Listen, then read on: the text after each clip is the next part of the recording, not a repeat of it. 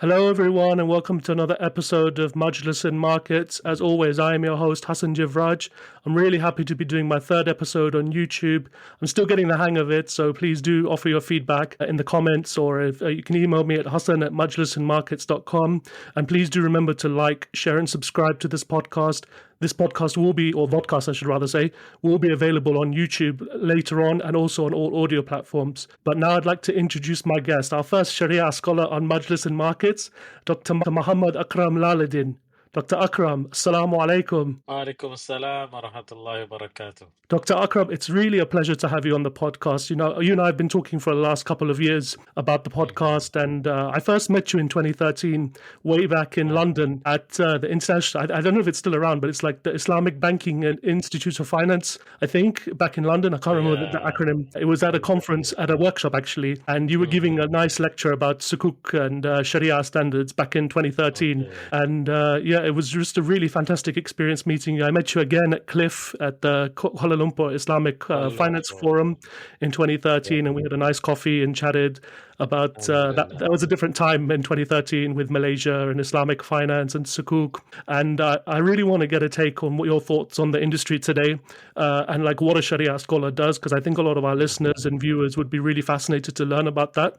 But before we get into all of that, Doctor, could you give us your early life and your background story? Okay, Bismillahirrahmanirrahim. Wassalatu wassalamu ala ashrafil anbiya'i wal mursalin wa ala alihi wa sahbihi ajma'in. First of all, I would like to take this opportunity, Brother Hassan, to thank you for inviting me to this Majlis and Markets. I mean, it is really wonderful sessions in which I think it is important for the people out there to also know about the making of the Sharia scholars, as well as, you see, what does Sharia scholars do and how do they deal with the issues in front of them? I think these are among the things that we need to expose it to people outside there, because sometimes we can see that people only know, you see, the end result of the Sharia scholars.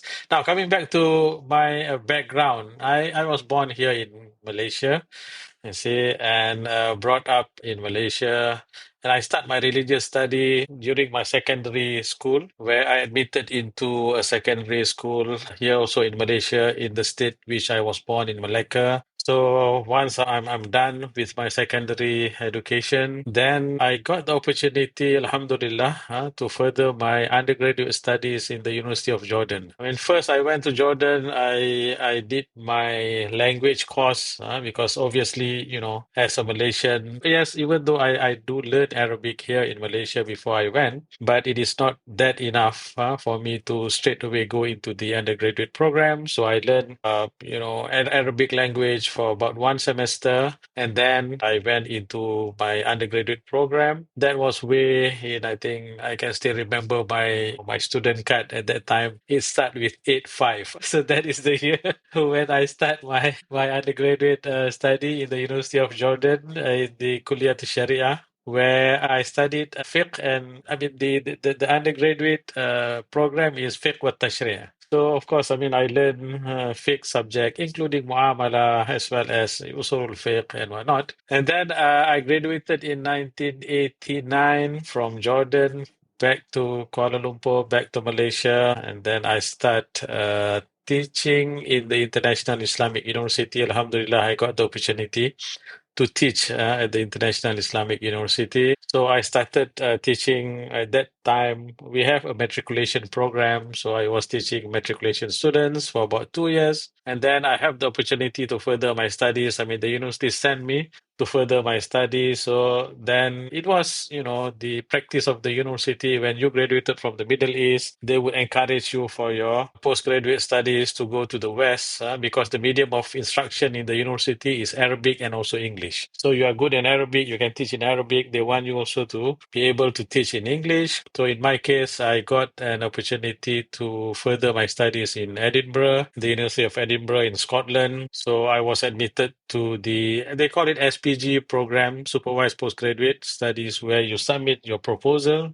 and then there will be an internal evaluation by the university, and then the university will decide whether you should stay as a master's student or you can choose to be promoted to as a PhD candidate. So in my case, Alhamdulillah, I got promoted to PhD candidate, and my sponsor, the government of Malaysia, as well as the university, agree for me to continue my PhD program. So Alhamdulillah, I graduated in 1994 from the University of Edinburgh, back to Malaysia, and start teaching back in the International Islamic University. And my journey in Islamic finance actually started in 1995. When I came back, I graduated, came back. At that time, of course, in Malaysia, our first Islamic bank was established in 1983. Until about 1994, there was only one Islamic bank in Malaysia. And then 1994 onwards, there are other banks that was given the license by the central bank at that time. So then, the need for talent has increased. So there, I have the opportunity in which I was introduced to Islamic finance. So I start attending some trainings because my background was in Shariah, in fiqh, pure fiqh.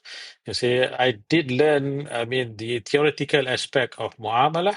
But then, Alhamdulillah, I have the opportunity to attend workshops, attend short courses related to banking, related to finance. And I used to provide training as well on the Sharia aspect when it comes to some trainings related to Islamic banking. So there I learned a lot of things, you see. And then I have the opportunity to serve. I think the first bank that I served was Eon Bank. They do have an Islamic window at that time here in Malaysia. So I served with Eon Bank for some time, and then I have the opportunity to serve HSBC Malaysia at that time. Again, they have window, and during my tenure in HSBC Malaysia, I was also instrumental in assisting the team to submit the application for the window to be converted to subsidiary. So then, alhamdulillah, we got the subsidiary license. So we have the HSBC Amanah Malaysia Berhad. That is another entity. It is a subsidiary of the HSBC Group. So I have the opportunity to serve in Malaysia as well as in Brunei at that time, in Singapore with HSBC, and also was on the HSBC Global Sharia Board as well. So there, start my journey. And then I was called by the Central Bank of Malaysia, Bank Negara, to head the research academy. I think the good thing about Malaysia is that the government was very concerned in developing infrastructure. You see, so where we have the university that was established by Bank Negara, INCEIF University, you see, and after the establishment of INCEIF University, Bank Negara wanted a research entity focusing on Islamic finance. So I was called by the Deputy Governor at that time to establish International Sharia Research Academy. And Alhamdulillah, I have the opportunity to serve as the founding Executive Director of ISRA. So we do research, we do a lot of activities, research activity, we publish books, we do event, as well as we have interaction with global scholars and whatnot. So that has really enhanced my connection in Islamic finance, as well as, you see, I have the opportunity to serve on several Sharia board, either here in Malaysia as well as across the globe. So that basically my journey in Islamic finance. MashaAllah, that sounds really great, Dr. Akram. I just, before we get into like the intricacies of like Sharia and what a Sharia scholar does, you mentioned you moved to Jordan. So I'm assuming you went to Amman, and when you were studying there, what was that like going in, like, I guess in the 80s, you went to Amman? Yeah, in the What was it 80s, like? yeah, exactly. In the 80s, I think at that time, even in Jordan, the Islamic bank was not that flourished. And I can remember opening my first bank account. My first bank account, I opened it in Jordan, and I opened it in the Islamic Bank of Jordan at that time. And I can still remember the branch, you see, that I opened it is in. But then at that time, it was still, Islamic Bank of Jordan has been established, but that is the only Islamic bank that I know that was established in Jordan, and it was still at a very nascent stage. And that was, I assume it was in 1985, 1985, 1986, where, but you don't really hear about Islamic finance at that particular time. You see, but you know that there are, you see, Islamic finance related activities, the bank. And I was told later on that the bank have interesting products, including they have mudarabah, true mudarabah, you see, where they provide capital to small and medium enterprises in order for them to to start their business and whatnot. I mean, that was the some of the information that I got. But then, I mean, it was very, very nascent at that particular time. And I think globally also Islamic finance was at its early stage at that time. And interesting, after that, I mean, we can see how Islamic finance have grown. Dr. Akram, like, why did you choose Jordan, or was it the only choice that you had at the time? Well, you see, during that time, when I was trying to look into the different places where I wanted to do my undergraduate, I realized that at that time the focus was in Al-Azhar in Egypt. And during the early days, I think mostly Malaysian goes to Egypt. And in Egypt, I mean, there are so many Malaysians. So I was thinking that if I go to the same place, then I will be, commingling with the Malaysian, and maybe the opportunity for me to get exposure to the local culture and whatnot might be less compared to if I go to a place where there are not many Malaysians. So when I arrived in Amman, that was in 1984, there are only 3 Malaysians there.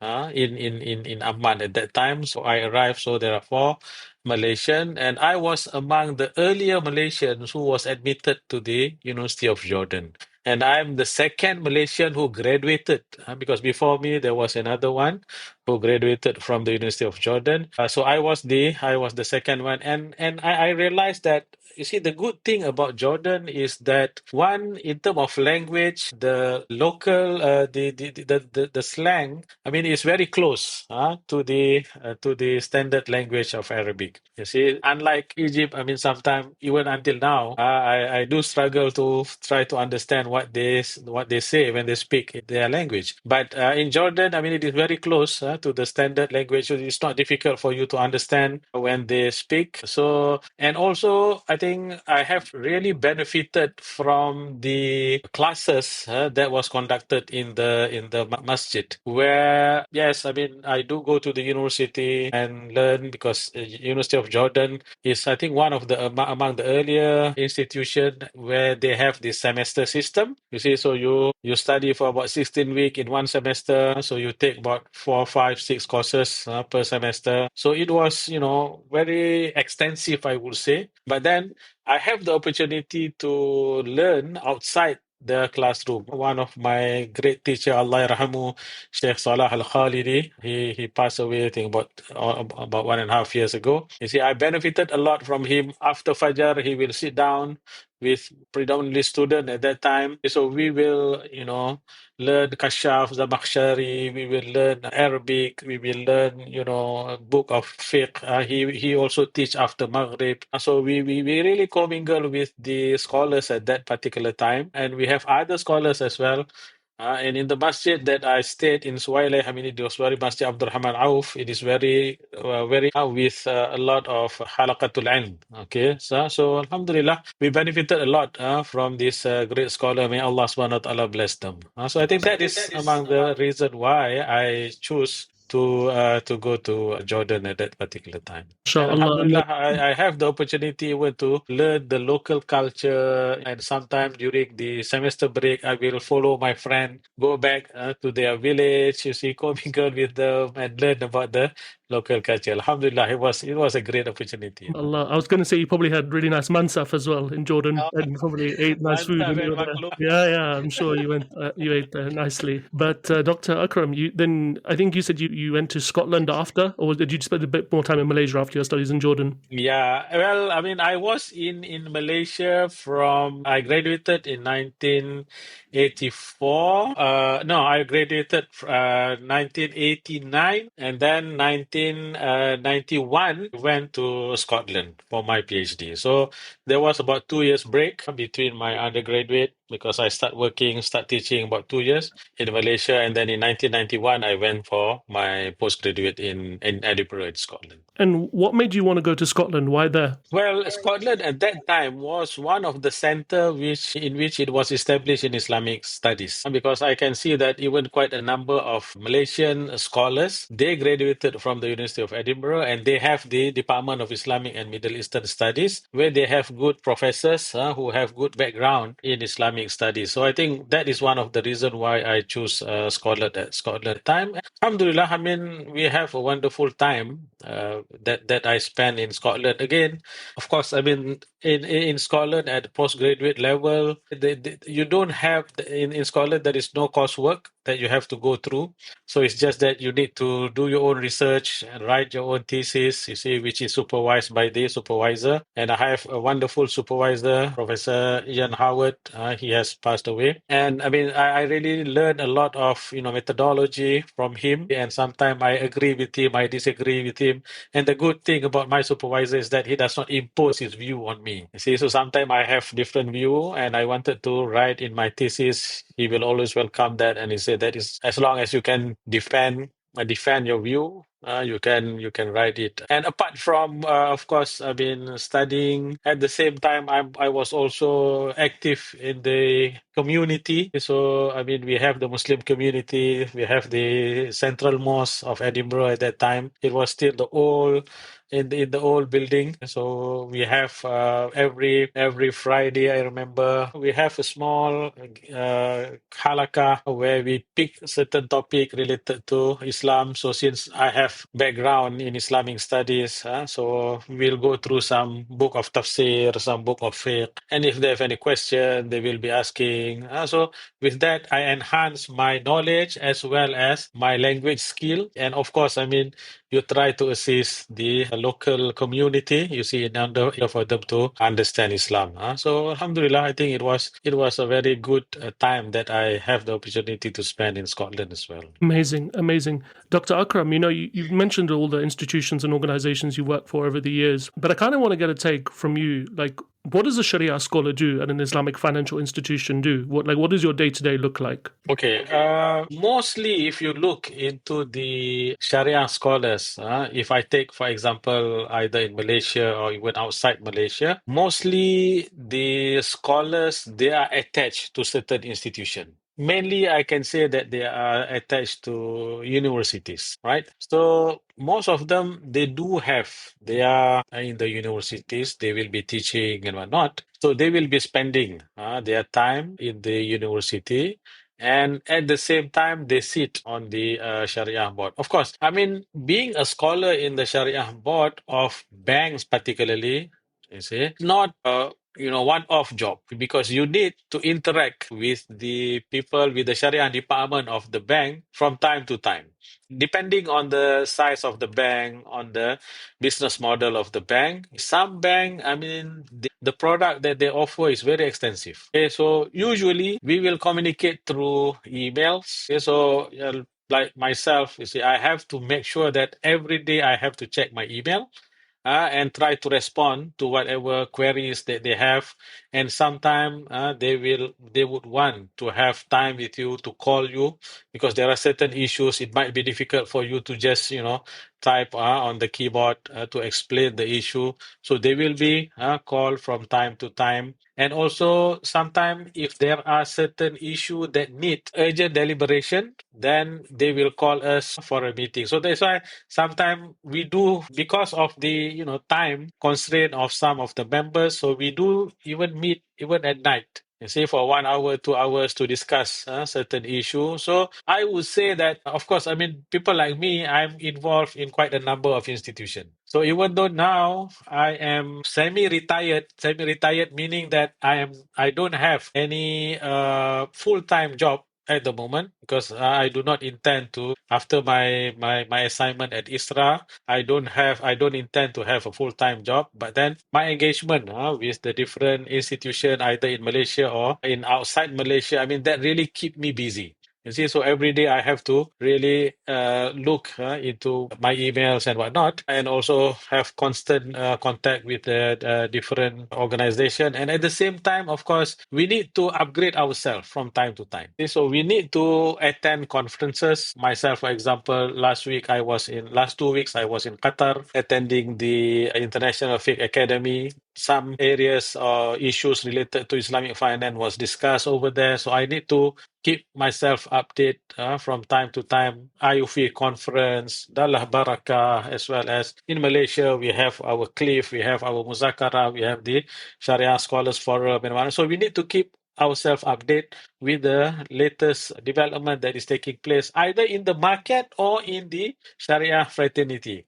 Because for me, as a Sharia scholar, my exposure should not be confined to areas related to my specialization, because I want to find solution for a practical solution that can be implemented on the ground. So if I don't understand the market, I don't understand how banks work, I don't understand what are the peculiarity, I don't understand the legal framework in the country, the taxation framework in the country, then I might be giving a solution which is not practical to be implemented on the ground. So we need to keep ourselves updated from time to time. So that is the reason why you see we need to read, of course. And we need to also attend conferences and whatnot. And I think the other thing that is also important in the daily life of a Sharia scholar is that before we attend any meeting, documents will be sent to us. We need to go through the documents before the meeting. For example, this morning I have a meeting with the pension fund here. So last night I have to go through the files and check and try to read and try to understand what are the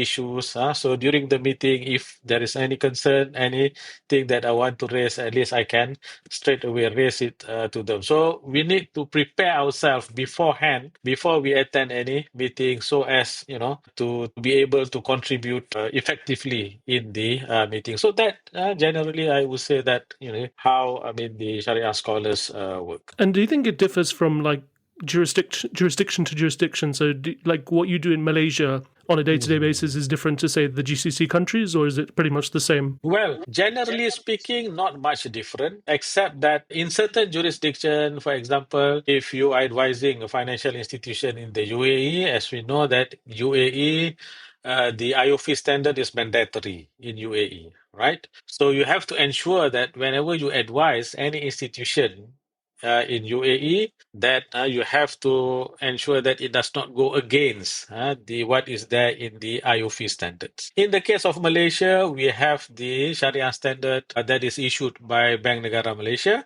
You see, again, in the context of Malaysia, you have to ensure that it is in line with whatever is issued by the authority over here. But sometimes, of course, there might be certain exception need to be given to the institution. So it all depends. That one, it is similar when it comes to Malaysia, outside Malaysia. So the Sharia board or Sharia committee will discuss, you see, if there is certain exception need to be given, then you need to depart from the normal course of work. Then you might need to go through certain process. In certain cases, you need to communicate with the higher Sharia authority. Like in UAE, you have the HSA, higher Sharia authority, need to get their blessing, you see, before any ruling is given. So we need to ensure that all the governance process is also being followed through. And of course, this usually we will communicate it with the management of the institution.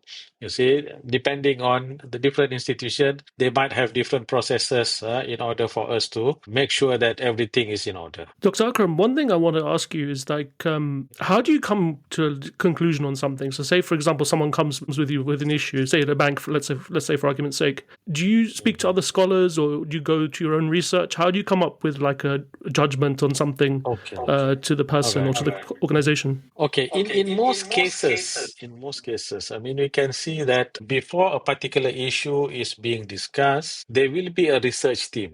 That's why in most of the financial institutions, they have their own staff that will be preparing the papers for deliberation by the Sharia committee. So those who are preparing the papers, they will do some research, you see, in order for them to present the case to the Sharia scholars. Now, when they present the case to the Sharia scholars, the first thing, the most important thing from my perspective is that for the Sharia scholars to understand the issues at hand. Because sometimes there might be certain complexity, especially terms that is being used, financial terms and whatnot, in which we are not familiar. So the Sharia scholars have to make sure that they understand the issue first. That's why in the maxim, it is said that al-hukmu ala shay' far'un an tasawwurihi, meaning that before you provide any ruling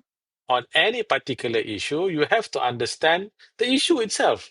If you don't understand the issue, then you might give, you see, a misleading judgment or misleading fatwa and whatnot.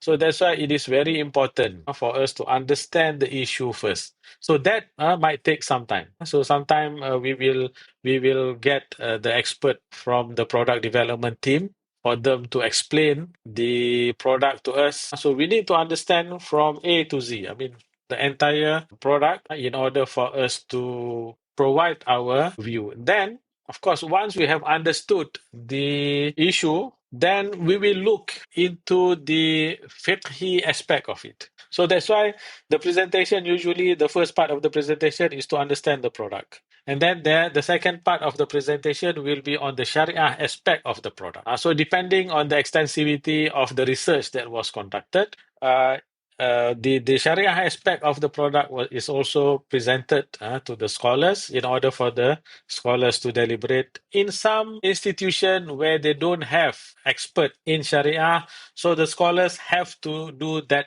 part. You see, the scholars have to understand the issue and then provide the judgment based on the issue that they understand, and they will have to come up with the solution based on their understanding of the fundamentals of muamalah. You see, so that basically, I mean, how it works. And then, of course, if they are satisfied, then usually they will provide their view. The scholars will provide their view and sign off the fatwa and whatnot. If further research is needed, then in some cases, the decision will be deferred for further research, either by the scholars or by the research team at the institution. So it all depends, because sometimes not all issues are brought to us in its comprehensive manner. And sometimes we need to check with other scholars, especially if we were told that so and so board has already approved this product. We might want to check and get the view of the scholars from other board, whether what was the justification. For example, sometimes we just get a fatwa from the other institution, and in that fatwa there is no full justification. So we might want to know what is the basis, what is the justification. So we will try to get the information from other scholars, and usually, I mean, we do have the contact of other scholars in order to understand. So I mean, the dynamic might differ from one institution to another institution, but at the end of the day, I think the process is very thorough. You see, in which in most cases, if we are not satisfied with the research and also with the extensivity of the research, then it will be deferred. I mean, the decision will be deferred. That actually leads nicely to my next point, Dr. Akram, is that this idea of ethics as a Sharia scholar, do you think like there are conflicts of interest with regards to products, governance? Like, what are your thoughts on these kind of issues? Okay. I mean, there are several areas when it comes to conflict of interest and whatnot. I mean, the first one is that in term of ethics, as you know that in fiqh, there might be different views, different interpretation of the scholars. Okay. So ethically, if I have given my view on a particular issue in one Sharia board, I should stick to my view, even if I'm giving my fatwa or my opinion in other Sharia board. You see, because if I am convinced that this is the best view, right? Unless if there are clear evidence showing that the context or what in another Sharia board is different, I mean, that is fine. Okay. But if the same product, here you say yes, here you say no, then that will raise a serious ethical issue in you dealing or providing the fatwa. So that's why it is very important for me as a scholar. I have to be consistent. If here I say tawarruk is not allowed, okay, there also I must say tawarruk is not allowed. Unless if I say, okay, I mean here because the circumstances is different, I am allowing it on exception basis. And these are the justification. Fair enough. Right? But under normal circumstances, if I say yes here, here also I have to say yes. If I say no here, here also I have to say no. Even though, yes, I mean, you see, the scholars have to depend on their knowledge, have to depend and provide solution based on circumstances. But if the circumstances is the same, then the fatwa shouldn't be different from one institution to another institution. Okay, that is one. The other thing is that, Alhamdulillah, I mean, now you can see that quite a number of scholars, they have their own Sharia advisory firm.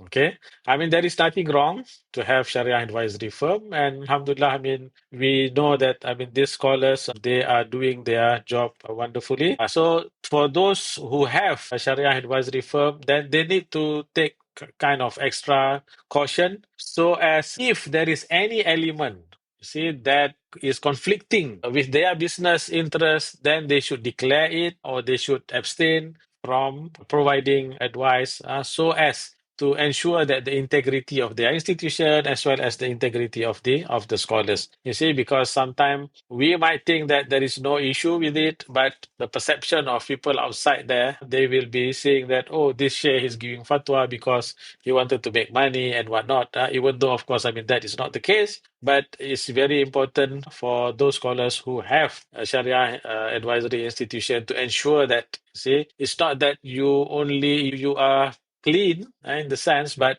you also must be seen to be clean so that it will preserve the integrity of the entire industry, inshallah. I mean, Dr. Akram, from your experience throughout your career, have you ever experienced where there's like pushback from somebody within the institution or someone who's challenging you or who's getting like a bit annoyed with you in the sense like you're not approving something that he wants done? Have you ever come across this situation? Yes.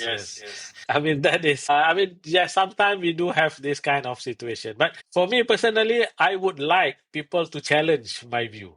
You see, that's why I always tell the people in the industry, yes, as a scholar, I have my own knowledge, I have my own exposure. You see, I have my own understanding of a particular issue, but this does not mean that you cannot challenge my view. Because whatever view that I give is based on my knowledge, my exposure. I might not know the other dimension of the issue. So it is your duty, especially the practitioners, for you to challenge and ask me, especially as we know that the beauty of mu'amalah is that the origin of it is that it is permissible.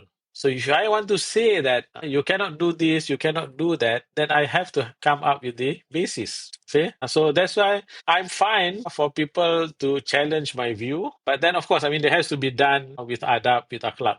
Okay, there is no, for me, there is no issue for you to ask the Sharia scholars. And I think it is the right of everyone, you see, to get the answer. If I'm giving my view on certain issue, so it is the right of the public to ask what is the basis of my view. That's why I do encourage the Sharia committees of financial institutions to publish their fatwas, to publish their view. And alhamdulillah, we can see that quite a number of institutions are doing that now. At the regulatory level, for example, if you look into Bank Negara, Securities Commission in Malaysia, they have published, you see, their Sharia view, and you can see it. It is in the open, it is in the website of the Bank Negara as well as the Securities Commission. They have published together with the Sharia basis for the view. If you look into IOFI standard, for example, IOFI standard come up with the standard, and then there is the basis for the standard in the same. So this is something which is good, so that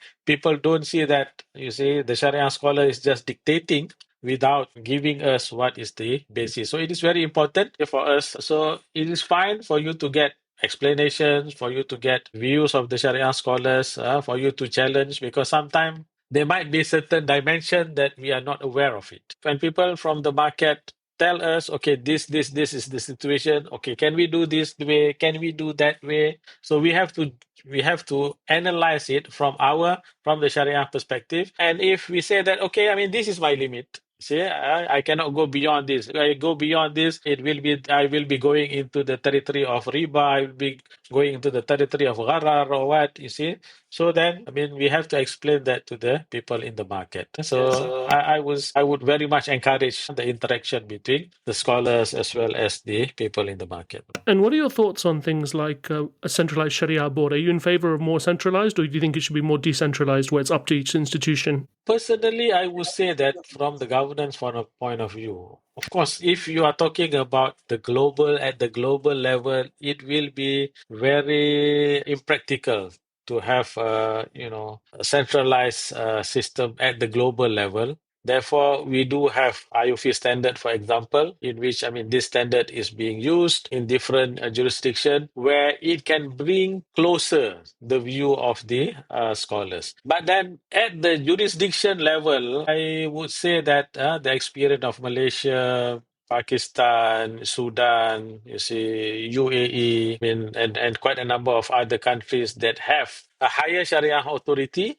plus the authority at the industry level, whether it is banking or it is capital market. Okay, take for example, for us in Malaysia, we have the Sharia Advisory Council at the Bank Negara level, at the Securities Commission, we have the Sharia Advisory Council at the regulatory level, where, this regulatory body, they will monitor the market. It's not that they are there to police the market, you see, but their role is very much to harmonize the different view, the different interpretation. Because as we know that when you talk about matters related to finance, you need level of certainty. Otherwise, the market, scholar say this, that scholar say that, there is no certainty in the market. And then when things go to the court, you see, one judge will rule this way, the other judge will rule that way. That will surely bring instability in the market. So we need kind of, harmonization in the Sharia view. So through having the centralized Sharia board, so they can provide this guidance to the market. And I've seen this here in Malaysia, in UAE, for example. The role that is being played by the higher Sharia authority is great.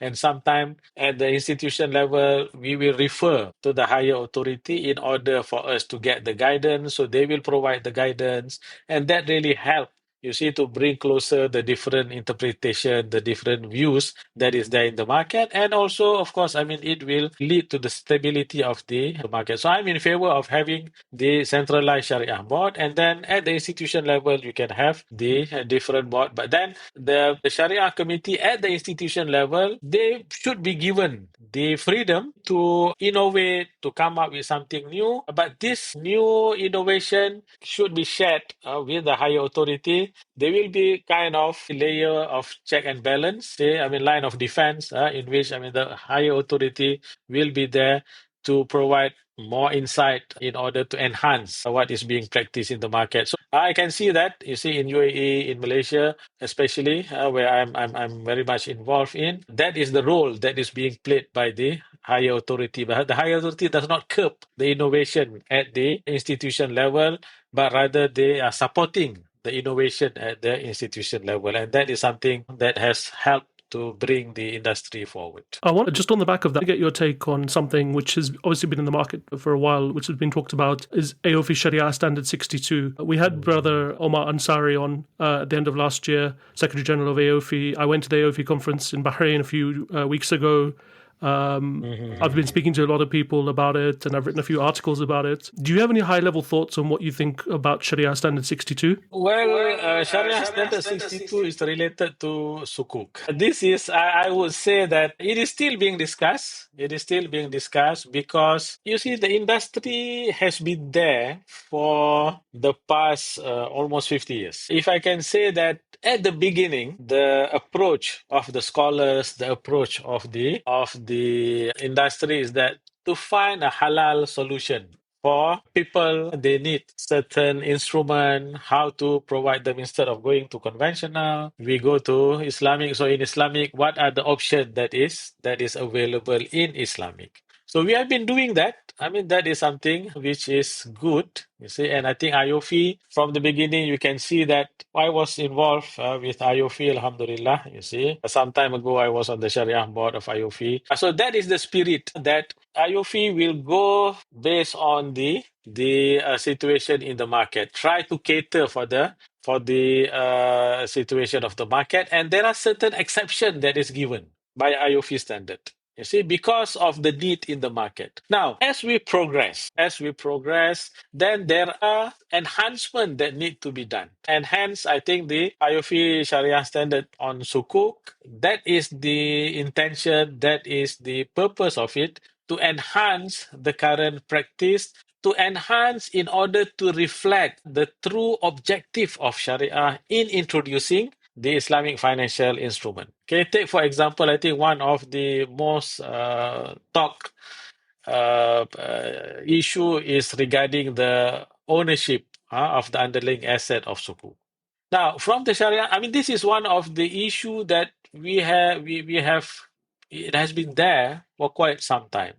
You see, from the Sharia point of view, of course, I mean, Sharia do recognize the akad or the contract between the two parties. So if I am selling any asset to you, as long as we sign the contract, then from the Sharia point of view, it is valid.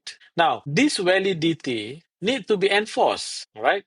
You see, if I sign a document with you, I say, okay, the document is valid, but it is you cannot enforce the document. And in our current circumstances, enforcing the document will entail you to go through the legal framework. You see, how do you want to enforce? You need to get the court order sometime. You need to get, you see, the legal fraternity to recognize it and whatnot. So sometimes this is the issue.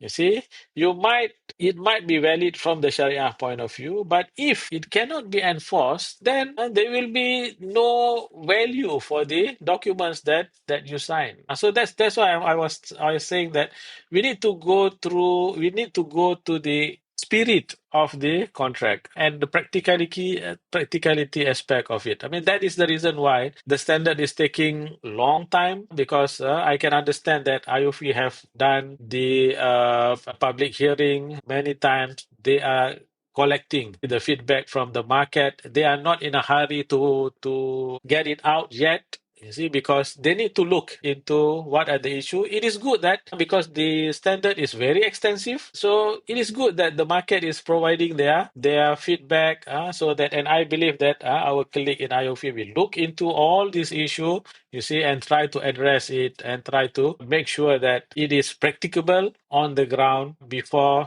its final release. So this is I think the spirit is very much to look into the maqsad shara when it comes to a particular contract, when it comes to implementing a particular sharia principle. That is what we need to do, because we have grown. I would say that 50 years is not a short time. Okay, and inshallah, I mean, this industry will be there for the next decade and whatnot.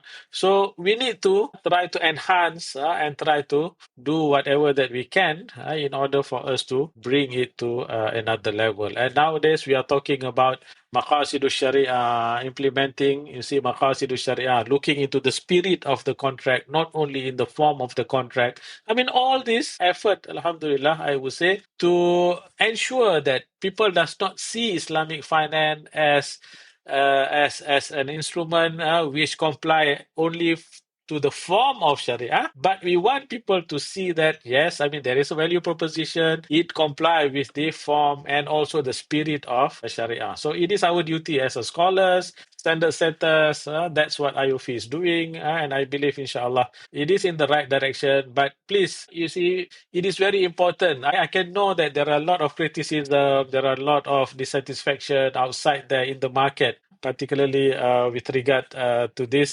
standard 62. But please bear with our colleague in IOFI. They are trying their level best to do and to come up with something which is the best in order for it to be practical on the ground, inshallah. I mean, Dr. Akram, you said something really interesting at the beginning of this conversation when you were in Jordan and you opened an Islamic bank account. They did proper mudaraba. And to me, Dr. Akram, it's like this standard, along with Standard 59, which kind of got resolved somewhat, it goes to the heart of the issue of Islamic finance. Is this really, like the way Islamic finance is practiced today at the moment, is this really in line with what the Sharia is doing from a outcome perspective? Because to me, it just seems like a lot of the time it just seems very similar to the conventional. But when you ask people and present people this proposition, a lot of people then say, oh, no, we don't want this like level of risk or like this kind of product. I mean, do you have any high level thoughts on what you think about that?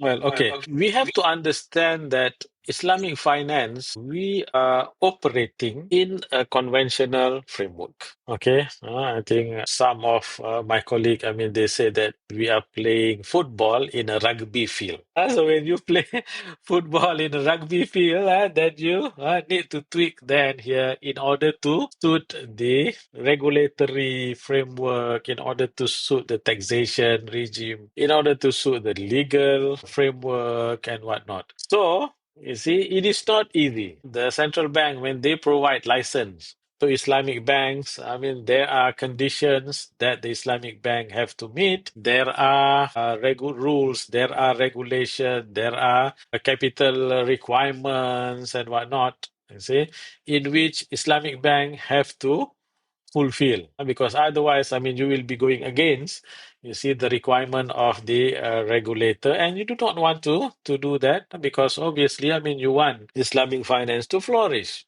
So that's why at the moment you go everywhere, we are working within that.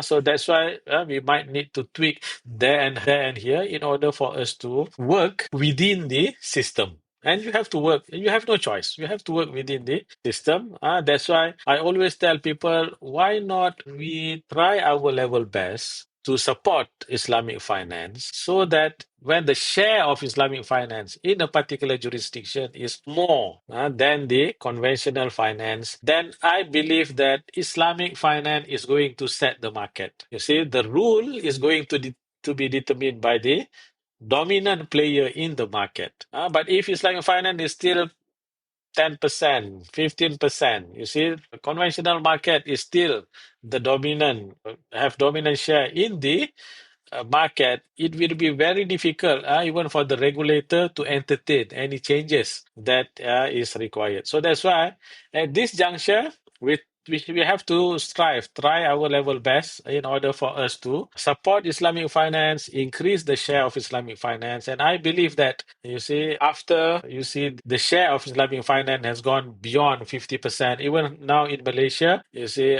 we are looking into this issue. Alhamdulillah, now for example, in Malaysia, the Islamic banking asset is about 43, 44% at the moment. You see, so we have started thinking, once it goes above 50%, what are the kind of tweaking that need to be done? What are the kind of policy change need to be done? So that is all in the thinking of the regulator as well as the market at the moment. So let us work towards increasing the share of Islamic finance in the market, so that we will be able to set the market in the future. At the moment, of course, we have to work within the system, and we have to try our level best. And the bottom line, of course, it has to be Sharia compliant. You cannot compromise Sharia compliant. But sometimes we might need to comply with the form, not with the spirit. Wherever possible, we try to comply with both. But sometimes, you see, you are constrained because of certain constraint. You might not be able to achieve the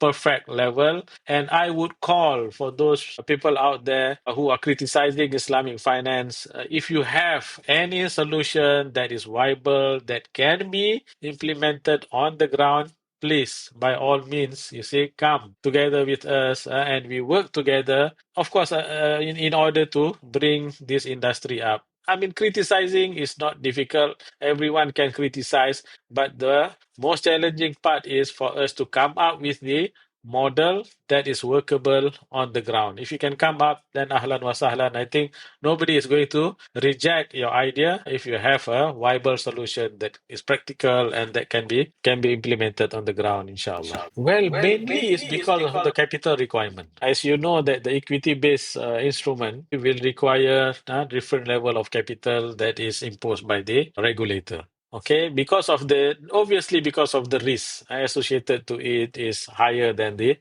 debt-based instrument. So this is one of.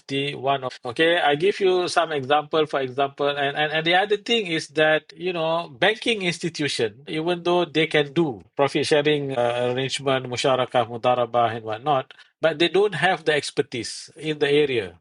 Let's say if I want to give money as a Rabbul Mal to a business person, I have to understand the nature of the business, and I have to ensure that the business is viable and whatnot before agreeing to provide capital.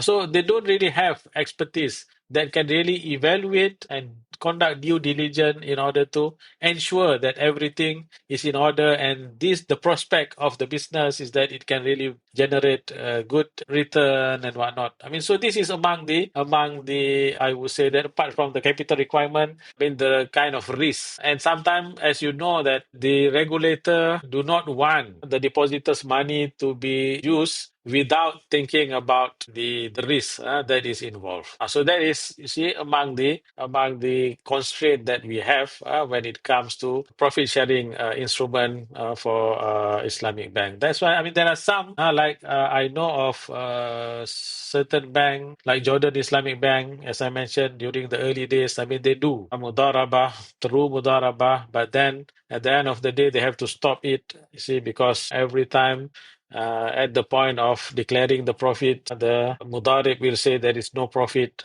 So nothing much that the bank can do. So because the bank have the obligation towards their depositors as well, towards their shareholders. So the expectation of the depositors is that they will get some return out of the money that they put with the institution.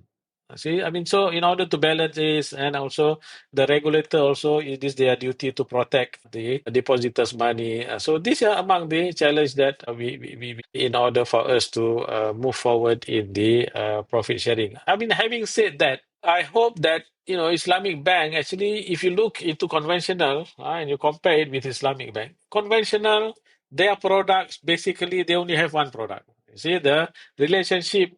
Mainly speaking, generally speaking, the relationship between the client and also the institution is borrower-lender relationship. Whatever product that they have, you see, whether on the deposit side or on the investment side, on the financing side, I mean, it is borrower-lender relationships. But in Islamic finance, you see, we can do bay, we can do ijara, we can do musharaka, we can do so many things that we can do. It's just that we need to have the capability in order to do it. And we have seen that some of the Islamic financial institutions, they have gone into the real economy. They have invested in real property, for example, and they get good return out of that. So we need to have to be bold enough to venture into all these institutions, provided that, of course, we have the good capability to do that, so as not to jeopardize the amanah that the depositor have given to us. So, would you say the answer then is to have like an Islamic system like Pakistan is trying to do, or something similar to like Iran or Sudan? Do you think that's the answer, to have a completely Sharia compliant system?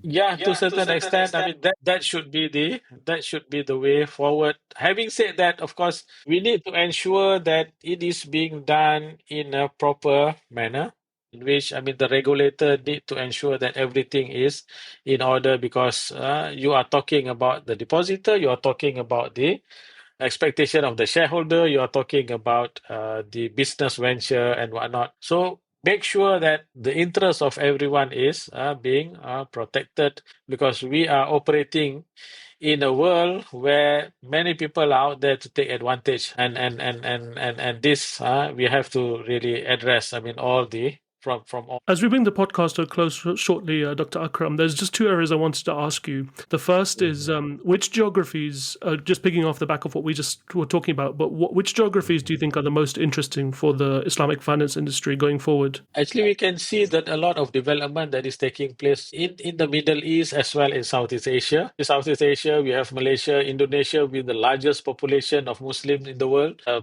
very huge market, and we can see that the regulator in Indonesia is very active. You see now that they are going to more and more Islamic products, more and more Islamic institutions are being established. Okay, it is an interesting market.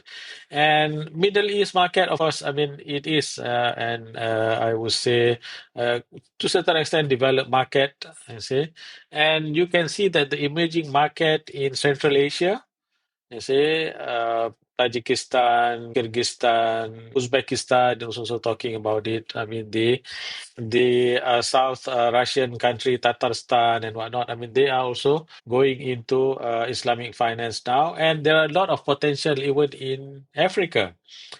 See, in Africa, African country, the demand is there. I was in Abuja, Nigeria last week. So a lot of discussion is taking place. A lot of institution are requesting for Islamic banking license, either window or full-fledged. So a lot of demand is there. So we can see that the potential is there, and I strongly believe that the industry is here to grow. You see, but then we still have a long way for us to go. A lot of work still ahead of us that we need to do, inshallah. Inshallah. Actually, just one thing came to my mind, Dr. Akram.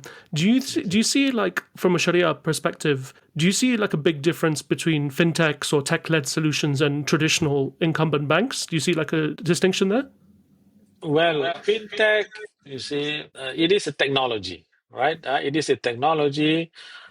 How you deploy the technology, yeah, I mean, Sharia does not have any issue with it. What is important is that you use the technology wisely and does not do anything that is against Sharia. There is no issue with deploying technology. And I strongly believe Islamic finance need to be in the frontier in order to deploy technology, because a lot of things that we can do in order to, enhance the value proposition of Islamic finance through technology. Take, for example, you see, if we are providing financing for SMEs, the main issue with SMEs is that we don't have enough information. Okay, if you can use blockchain technology, for example, you can use AI in order to get the information and also to process the information, and try to get information or try to gather information about customer that have the good capability to pay back. You can provide them with financing, and this can be done, you see, through technology. It might be difficult for you to do it manually because you wanted to process the information, you want to know the cash flow of the person and whatnot. It might be a very tedious job, but technology can assist you, can help you see through the different medium that we have at the moment in order to conduct KYC on your client and provide the correct solution for the client. So you can use that, you can deploy that in order for you to find the best solution, and that will really enhance the value proposition of Islamic finance. So I would, very much now people are talking about AI and whatnot. I mean, so all this should be deployed in the proper manner in order for us to benefit from the technology. You speaking about AI, Dr. Akram, you came to you just read my mind. You as a Sharia scholar, you've had this illustrious career, mashallah. As AI, like, do you think that it poses a threat to the way Sharia scholars work, or do you think it could be an assistance? As it is now, I'm using it. So it make my work easier, particularly when it comes to analyzing certain issue. You see, I can use ChatGPT, for example, to obtain what are the issue and what are the scholars and what are the what can be obtained from the classical sources. For example, in the past, I have to go and dig, or at least I have to go online and try to find, see where is the right information that I need. But I mean, all that can be done nowadays through AI. So I will get the information, but it is for me, you see, to filter the information and to ensure that it is the right information that I need, it is the correct one that I need, and wherever I need to interpret certain information. But what really helped me is that, you see, the information is there. You see, I don't really have to go to the library, don't have to go to the different sources. I just have to ensure that to authenticate that, yes, I mean, this source is from the correct source. That can be done easily. It's not that difficult to do that, you see, and then it will assist you to analyze the information, and you just need to verify those information that it is correct. So it really helped. You see, that's why, I mean, nowadays people are talking about robo Sharia and whatnot. You see, and some people are saying that one day you don't really need a Sharia scholar because you can find the solution through AI. But I still believe that you still need a human interference in order to validate whatever information that is provided in whichever platform that you are using in AI. Amazing. Dr. Akram, tell us any projects you may be working on, any upcoming projects you may be working on. Actually, now I've just completed the review of my book. I mean, this is Islamic law, an introduction, where it is the enhanced version of my previous book. Alhamdulillah, I mean, it is completed now. So now I'm looking into writing something related to Maqasid Sharia. Because the sustainability agenda, I believe it is a very important area that need to be worked on, and we need to have a correct or a proper parameter when it comes to, you see, deploying Sharia rules, the Maqasidic perimeter in order for us to enhance the sustainability aspect of Islamic finance. So I'm working on coming up with maybe the conceptual framework of Maqasid, in which, because not many writing in English at the moment on this area, so I'm working on it now to write on it. And of course, I mean, at the same time, I'm also assisting my colleague at ISRA. I mean, we have the project related to the Tayyib framework that we are working on it, where we always believe that whenever giving a Sharia view, we should not confine ourselves to the fiqh ruling, but we need to look into the impact of whatever that we are doing. So we are also working on that. Hopefully, inshallah, in the future, we will have Sharia scholars who are not only looking at the fiqh aspect of things, but also at the impact of whatever rules that they are going to give. And alhamdulillah, I think in the context of Malaysia, the Securities Commission are very keen in this area. So they have come up with the Maqasid Sharia framework, you see, in which, I mean, for capital market particularly, and moving forward, I believe that the role of Sharia scholar will be greater. You see, not only to provide Sharia solution, but also to look into the impact. I mean, from time to time, to assess what are the impact of the ruling that they give, because we do not want only to give a halal solution, but we want to give a halal solution that is beneficial to the people. If you give a halal solution, but it is not beneficial, it might lead to harm, then they will be questionable even from the Sharia point of view. So we hope, you see, to work on that for the future, bismillah ta'ala. Dr. Akram, how can people reach you? Are you available on your social media or anything? Well, I'm not that, you see, well versed in social media, but I have my email, you see, drakram consult at gmail.com.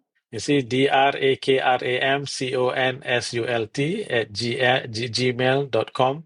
So you can reach me through that, and I can always provide my contact number if you wish. I mean, but please email me, you see, before I can provide you with my contact number. I'll link it in the show notes. But Dr. Akram, this has been a really fantastic conversation. I've really learned a lot, and I've just learned a lot about your journey and, mashallah, your knowledge as well. And I really hope we can continue this dialogue going, inshallah. Inshallah. Assalamu alaikum warahmatullahi wabarakatuh.